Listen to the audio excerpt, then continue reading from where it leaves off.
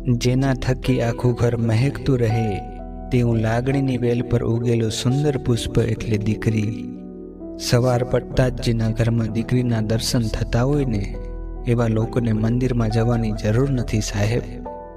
બાપના નસીબથી દીકરી નહીં, પરંતુ દીકરીના નસીબથી બાપ રાજ કરે છે મારા વાલા.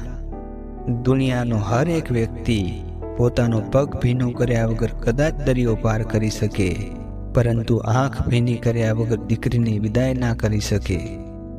દીકરી જે માંગે લઈ આપો સાહેબ. લગ્ન પછી ચાહે તમે કેટલું પણ આપશો એ એવું જ બોલશે કે આની શું જરૂર હતી પપ્પા. દીકરી કહે છે, પપ્પા તમે ઈશ્વર નથી, કારણ કે ઈશ્વર તો સુખ અને દુઃખ બંને આપે, પણ તમે તો ફક્ત સુખ જ આપો છો.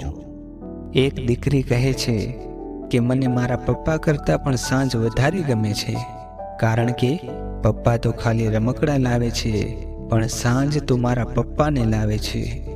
કાલે જરૂર લાવી દઈશ, આટલું બોલોને માની જાય ને એવી ઘરમાં એક જ વ્યક્તિ, અને તે છે દીકરી.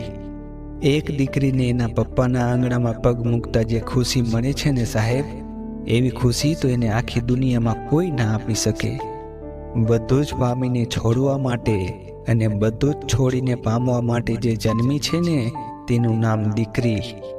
સંસારમાં સૌનો પ્રેમ મળી શકે સાહેબ, પણ બાપના પ્રેમને તોલે ભગવાનનો પ્રેમ પણ ઝાંખવો પડે. અને એટલે જ તો દીકરી કદાચ ભગવાન વિરુદ્ધ સાંભળી લેશે, પરંતુ તેના પિતા વિરુદ્ધ સાંભળી નહીં શકે. બાપ ભલે ગરીબ હોય, પણ એક દીકરી માંગે ત્યારે બાપનું ખિસ્સું ખાલી ન હોય સાહેબ. ઈશ્વર એમની સૌથી નજીક હોય છે, એમને જ દીકરી આપે છે. પરિવારની માળામાંથી છૂટું પડતું મોતી એટલે દીકરી. દીકરી એટલે ઈશ્વરના આશીર્વાદ નહીં, દીકરી એટલે આશીર્વાદમાં મળેલ ઈશ્વર. દીકરી એટલે એક વાક્યમાં ઈશ્વરે આપણને કરેલું કન્યાદાન. દીકરી એટલે બાપના શરીરથી બહાર હરતું ફરતું હૃદય. દીકરી આ દુનિયાને આપેલી સૌથી સુંદર ભેટોમાંની એક છે. દીકરો મા બાપને સ્વર્ગમાં લઈ જાય, પણ સ્વર્ગને ઘરે લઈ આવે એ દીકરી સાહેબ.